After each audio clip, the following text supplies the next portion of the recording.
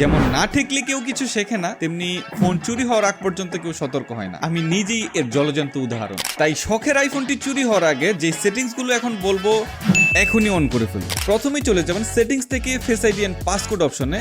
সেখানে পেয়ে যাবেন স্টোলেন ডিভাইস প্রোটেকশন অপশনটি, সেটা অন করে দিন এবং অল্প একটু নিচে স্ক্রল করলে আবার পেয়ে যাবেন কন্ট্রোল সেন্টার এবং অ্যাক্সেসরিজ অপশনটি। এই দুটো অপশন অফ করে দিন। এটা করার কারণে আপনার ফোনটা যদি চুরিও হয়ে যায়, কেউ আপনার ফোনের এয়ারপ্লেন মোড অথবা কম্পিউটারের সাথে কানেক্ট করে রিসেটও করতে পারবে না। এরপর ফোনের সেটিংস থেকে স্ক্রিন টাইম অপশনে চলে যান। তারপর কন্টেন্ট এন্ড প্রাইভেসি রেস্ট্রিকশনস থেকে অ্যাকাউন্ট চেঞ্জেস অপশনটি ডোন্ট অ্যালাউ করে দিন।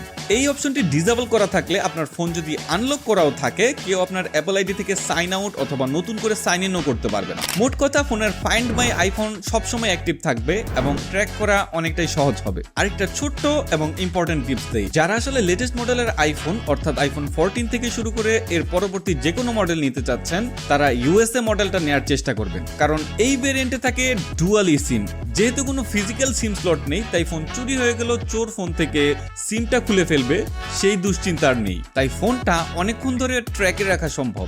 এই ছোট্ট কয়েকটা স্টেপ ফলো করলে আপনার ফোন চুরি হয়ে গেল খুঁজে পেতে অনেক বেশি সুবিধা হবে। এমন দারুণ এবং লাইফ সেভিং টিপস পেতে আমাদের চ্যানেলে সাবস্ক্রাইব করতে একদমই ভুলবেন না।